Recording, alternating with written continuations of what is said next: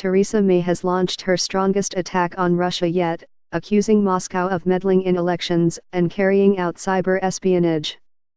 Addressing leading business figures at a banquet in London, the Prime Minister said Vladimir Putin's government was trying to undermine free societies.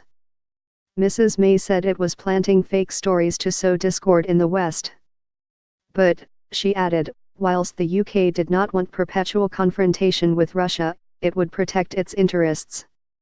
Her comments are in stark contrast to those of US President Donald Trump, who last week said he believed President Putin's denial of intervening in the 2016 presidential election. Foreign Secretary Boris Johnson is due to visit Russia next month.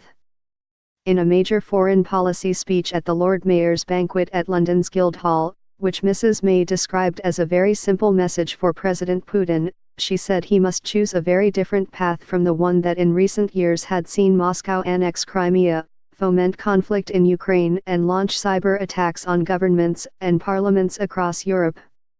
Russia could be a valuable partner of the West, but only if it plays by the rules, she argued.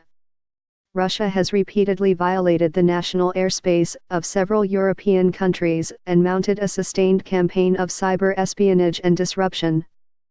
This has included meddling in elections and hacking the Danish Ministry of Defense and the Bundestag, among many others. We know what you are doing and you will not succeed.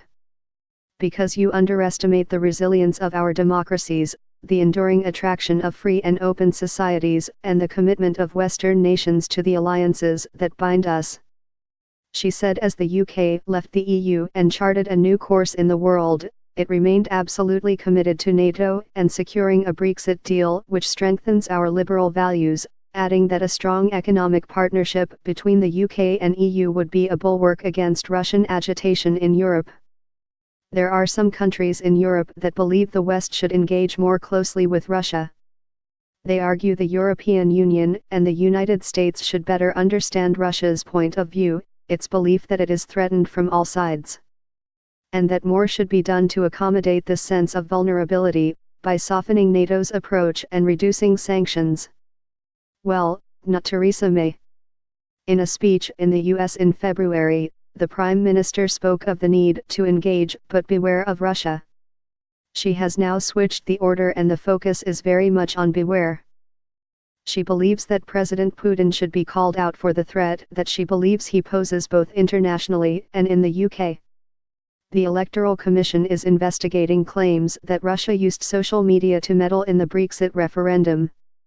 So Mrs. May is willing to engage with Russia. She is sending the Foreign Secretary to Moscow next month. But she also wants Russia to know that Mr. Johnson will come with a clear message that its destabilizing activities will no longer be tolerated. Mr. Johnson, who will be making his first trip to Russia since becoming Foreign Secretary in December, has said the UK's policy to Russia must be one of beware but engage following a decade of strained relations.